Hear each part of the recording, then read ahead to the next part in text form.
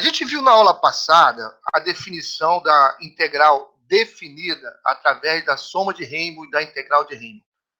E a gente vai verificar, na verdade, e a própria definição da integral nos mostra isso, a gente comentou isso durante a nossa aula, é que, pela forma que a integral definida ela é montada, o operador integral definido é montado, ele, na verdade, é um operador que está calculando área de um conjunto ordenado, está calculando área de uma determinada região.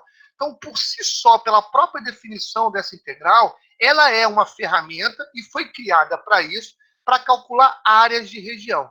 Existem outras aplicações para integral? Existem, mas você vai ver que essas outras aplicações, no fundo dessas outras aplicações, o que você está fazendo é calculando uma área de uma determinada região, ok?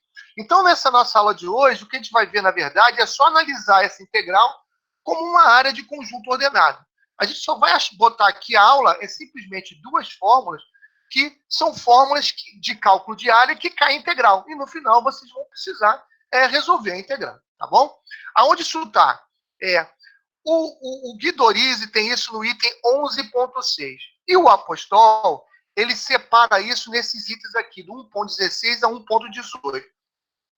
Volto a dizer, o Apostol, ele vai entrar num detalhe mais matemático, mais rigoroso. Nós vamos seguir essa nossa aula aqui, porque a gente precisa de uma forma mais prática, o Guidorizi. Mas eu quero que vocês, depois, uma tarefa depois dessa aula de hoje, é ir lá no Apostol e leiam do 1.16 a 1.18 e verifiquem se ficou alguma dúvida, né, se vocês, na verdade, não conseguem entender alguma das passagens, tá bom? Porque o objetivo aqui é como usar a integral para cálculo de área. E o Apostol, na verdade, ele mostra isso, só que ele mostra isso, na minha opinião, de uma forma um pouquinho mais complicada, que o Guidorizi faz de uma forma mais rápida, certo? Então, vamos lá. Qual é a reflexão da nossa aula de hoje? O que a gente precisa pensar? A integral ela pode ser analisada como uma operação de cálculo de área, de um conjunto ordenado, de uma região. Então, a gente precisa saber como é que a gente calcula a área através de uma integral. Ponto.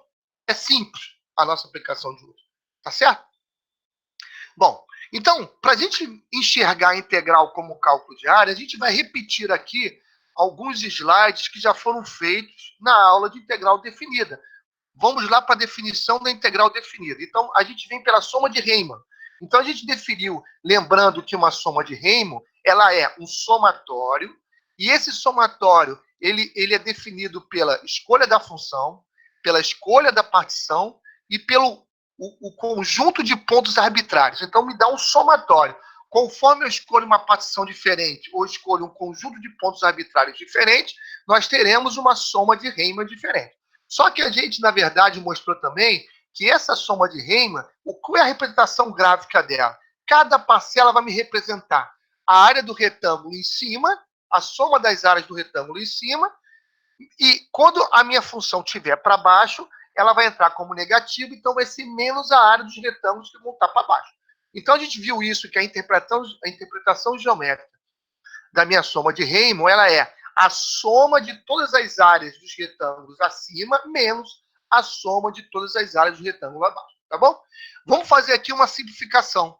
Vamos trabalhar agora apenas considerando a função positiva. Só tem função acima. E depois a gente repete o raciocínio com só tem função abaixo. Ao só ter função acima, eu só vou ter retângulos acima, ok? Então, na verdade, a minha soma de Riemann vai ser uma soma desses retângulos. E se nós lembrarmos lá do método da exaustão, feito por Arquimedes, o que o Arquimedes fez lá? Ele considerou, primeiro, os retângulos, considerando o ponto que me daria o valor da função mínima. E chamou essa soma de soma mínima. Depois, ele considerou os retângulos dentro de cada subintervalo com um ponto arbitrário que me dava o valor da função altura máxima. E chamou essa soma de soma máxima, né? Ou soma superior e soma inferior. Então, fica fácil ver que não importa a soma de Riemann, a partição que você escolha e os pontos arbitrários que você escolha. Ao fazer isso, a tua soma de Riemann vai estar sempre entre uma soma mínima, dado pelos pontos escolhidos mínimos em cada subintervalo, e uma soma máxima, dado pelos pontos escolhidos máximos dentro de cada intervalo. Aqui, na verdade, não seria área, tá? Aqui, na verdade, seria a tua soma de Riemann escolhida. Tudo bem até aí? Alguma dúvida? Bom, a gente viu que a integral de Riemann que a gente quer obter é quando eu faço esse somatório, fazendo a partição tendendo para zero. Foi até um aluno na aula passada tirou essa dúvida. Então, aqui, ao fazer esses subintervalos tendendo para zero, o que vai acontecer? O C mínimo vai se aproximar do C máximo, que vai se aproximar do nosso C escolhido. Assim, se existir essa integral, todos esses somatórios vão convergir para um somatório só, que é representado pela minha integral. Em outras palavras, o que vai acontecer? Quando eu faço esse limite tendendo a zero, esse somatório tende a esse somatório.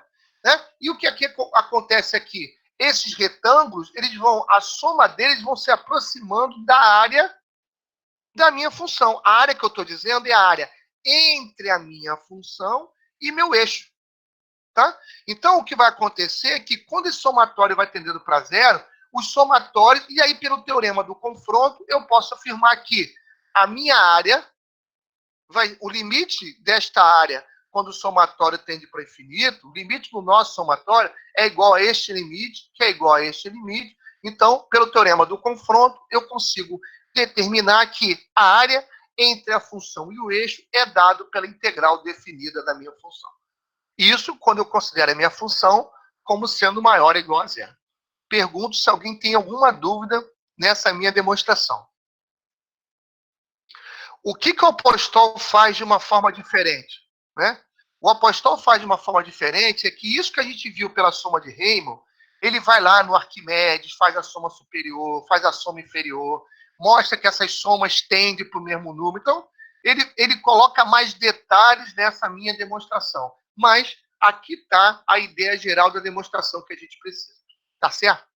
Quando eu volto para cá e agora trabalho com funções menores ou iguais a zero, a única coisa que vai mudar é que esse somatório vai ser menos a área, esse somatório vai ser menos a área, e aqui nós vamos ter menos a área A. Por quê? Área é sempre uma coisa positiva. Então, isso é um cuidado que a gente tem que tomar. A integral de A até B pode dar positivo ou negativo. Ok. Agora, se eu estou pedindo a área, ela sempre tem que dar positivo. Então, baseado nisso, a minha fórmula de cálculo de integral pela área, ela não pode ser essa. Ela não pode ser essa. Porque a função pode dar valores negativos e pode estar abaixo do gráfico. Então, a forma que eu tenho que usar é essa. A área A entre a função e meu eixo do x, ele é dado pelo integral de A até B do módulo do meu f de x. Porque aí eu garanto que esse meu valor de f de x, essa minha altura desses retângulos, ela vai ser sempre positiva. Então, as áreas vão ser sempre positivas. Dúvida nisso, gente? E como é que a gente já fez um exercício aí, na aula passada, retrasada, da integral de um módulo? Integral de módulo, eu tenho que separar esses intervalos de integração por intervalos onde eu garanto que a função é sempre a mesma. Aonde a função é positiva, né? E aonde a função vai ser inversa dela como positiva. Então, esse é um cuidado que a gente vai ter que tomar. Vamos fazer um exercício. E aí, eu estou botando exercícios simples aqui. O Guidorize está cheio de exemplos, o Guidorize está cheio de exercícios disso. Tá? Então, aqui a gente vai... O que eu quero apenas é mostrar como é que a gente faz o método. E aí a complexidade dos exercícios vai ficar por conta de vocês. Então, eu vou dar um minutinho aí. Me faz isso aí. Calcule a área da região limitada pelas retas x igual a zero e a função 2 menos x. Aqui, desculpa. Essa aqui é o exercício certo, tá? Calcule a área limitada pelas retas x igual a zero, y igual a 1, y igual a 4 e a função 2 menos x. Vou dar um minutinho aí para vocês darem uma pensada nisso, por favor. Vamos lá. Então, aqui. Aí eu traçar essa reta, que é uma função que vai ser uma reta que de 1 até 4, o que eu estou querendo aqui é calcular esta área aqui desse primeiro triângulo e essa área aqui desse segundo triângulo.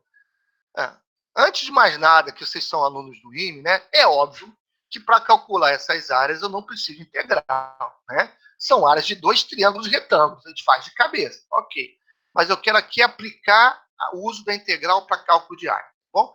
Então, a minha área aqui, que é desse triângulo em cima e desse triângulo embaixo, ela vai ser dada como integral desde 1 até 4 do módulo do f de x. E aqui eu vou fazer um alerta. Relembrar o que eu falei 5 minutos atrás. Se o exercício está pedindo, ou se a aplicação, o que você precisa é a área desta função desde 1 até 4, não é módulo. Então, essa parte aqui vai entrar como positivo, essa parte aqui Coronel, vai entrar como negativo, e aí você vai ter uma subtração. Fala. o desenho que o senhor fez não está considerando x igual a 1 e x igual a 4? Porque o enunciado está falando y igual a 1 e y igual a 4. São outras retas, né? Então, na verdade, eu errei. Errei no enunciado, tá? Na verdade, tem um erro no enunciado. Eu que errei. Na verdade, a área que eu quero é y igual a 0, x igual a 1 e x igual a 4, tá bom? Então, vocês fizeram o exercício errado, mas tudo bem. Então, essa vai ser a limite que eu quero. Y igual a 0, x igual a 1 e x igual a 4. Alguém ficou com dúvida? Obrigado aí pelo alerta. Acabei não passando. Então, olha só. Deixa eu falar para vocês, voltando aqui. Então, se vocês precisam calcular a integral desde 1 até 4 de f de x, essa parte de 1 até 2 aqui, onde ela corta o eixo x, vai entrar como positivo. Essa parte de 2 até 4, onde ela passa do eixo, vai entrar como negativo, vai ter uma subtração. Só que ele quer a área aqui, então a parte de baixo tem que entrar como positiva também. Então, ao fazer no módulo, eu resolvo esse problema. Então, até o 2, então de 1 até 2, o módulo do f de x é o próprio f de x. De 2 até 4, o módulo do f de x é menos o f de x. Então, aqui eu resolvo integral simples, que vocês já sabem fazer, e aí chegou no resultado, que o meu resultado é 9,5. Pergunto se alguém ficou com dúvida nesse cálculo de integral.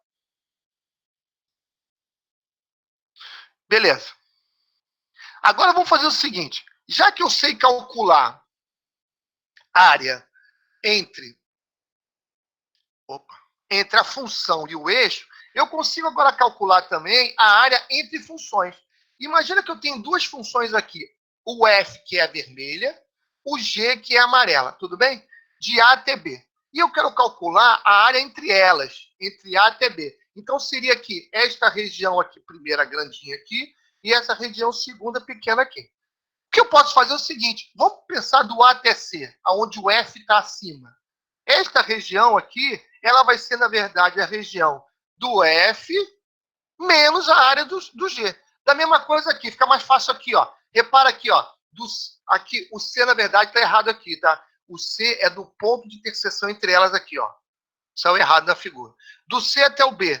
Se eu considerar a área do F da vermelha até o eixo e a área do G da amarela até o eixo, essa área aqui dentro é a área vermelha menos a área amarela. Então, eu posso achar que a área entre as curvas, eu consigo demonstrar isso matematicamente, não vou demonstrar aqui, mas consigo, que a área entre as curvas, ela seria, na verdade, a soma de Riemann da vermelha menos a soma de Riemann amarela aqui. Fazendo essa partição tendendo para zero, eu consigo dizer que a área entre as curvas é a área da vermelha menos a área amarela. Mas quando sempre uma está acima da outra. Se aqui fosse vermelha menos amarela, daria negativo. Então, a área entre as curvas, eu vou seguir a mesma filosofia. A área entre as curvas FG de A até B, ela vai ser o módulo de f de x menos g de x. E eu vou ter que dividir essa integral em intervalos, onde o f está acima do g, porque este módulo vai ser f menos g, e intervalos onde o f está abaixo do g, que o módulo vai ser g menos f. Ok? Dúvida nisso, gente? Então, eu já vi aqui que tem dois exercícios, dois erros nesse slide. Eu vou corrigir isso. E assim que acabar a aula, eu posto o certo lá no portal. Fala aí. Coronel, Fala. uma dúvida. Numa questão assim, né, que tem duas funções que eu não sei muito bem desenhar, duas funções com uma cara estranha, como é que eu consigo determinar quando que uma função vai estar em cima da outra? Não, isso aí não tem jeito. você vai precisar fazer alguma análise para saber qual intervalo que o F é maior que o G e qual intervalo que o G é maior que o F. Sem isso, você não consegue fazer, tá bom? O que vai acontecer é que, se você errar isso no intervalo inteiro, a integral vai te mostrar, porque ela vai dar negativo. Agora, se você errar num pedaço do intervalo, nem a ferramenta matemática vai mostrar esse erro para você, porque aí vai entrar com alguma parcela negativa e, às vezes, a positiva vai acabar compensando e a tua integral vai dar positiva ainda, tá? Então, para calcular a área entre as curvas, obrigatoriamente, eu vou ter que ter essa noção quando uma está acima da outra em que intervalo, tá bom? E olha só, você não precisa nem fazer um esboço para isso. Você talvez vai ter que fazer uma manipulação matemática para ver, pega a fórmula do F, pega a fórmula do G e analisa os intervalos onde f de x menos g de x é maior que zero e onde o f de x menos g de x é menor que zero, tá? Vamos fazer um exercício aqui. Então, aqui, ó, eu quero de x de 0 até 2 a área entre y igual a x e y igual a x2. Então, olhando essa figura aqui, ó, vai ser esse meio arco aqui e isso aqui um triângulo aqui, que isso aqui não fechou lá em cima. Um triângulo aqui que vai dar, tá bom? Então, qual é a minha fórmula? Vai ser de 0 até 2 do módulo f menos g. Mas olhando aqui, eu consigo verificar de 0 até 1, a reta está acima da parábola. E de 1 até 2, a parábola está acima da reta. Então, aqui eu vou ter de 0 até 1. Opa! Acabou não aparecendo aqui, ó. De 0 até 1, eu tenho x menos a parábola. De 1 até 2, eu tenho a parábola menos x. E aí, minha resposta dá 1. Dúvida, gente? Então, esse assunto é bem simples, né? Tem vários exemplos de exercícios para vocês verificarem, mas praticamente aqui, desse assunto, que ele precisa guardar que a área entre as curvas vai ser dada através desta fórmula aqui de módulo, tá bom? E a área de uma função vai ser dada através do módulo dessa função entre A até B. Alguma dúvida? Podemos falar aí. Diga. Aluno Caruso, a minha dúvida é parecida com a que já foi dita antes, em relação, por exemplo, a duas funções muito complicadas, sei lá, tipo exponencial e arco tangente. E para eu achar o ponto em que as duas são iguais, não tem nenhuma ferramenta matemática para fazer isso, porque a minha equação não dá para isolar ninguém. Que ferramenta eu posso usar para descobrir o ponto em que as funções são iguais? Nesses casos aí, repara, gente, alguns problemas matemáticos a gente não consegue resolver analiticamente no braço. Às vezes nós vamos ter que usar métodos computacionais. Não tem como. Aqui não tem como. Eu não preciso nem esboçar os gráficos, mas eu preciso realmente conhecer em que pontos uma é maior do que a outra, porque senão a minha fórmula está errada. Tá bom? Então não tem como. Para calcular a área entre as curvas, eu preciso conhecer o comportamento de uma curva em relação à outra. Tá? Não tem como a gente fugir disso. Tá? Entendido.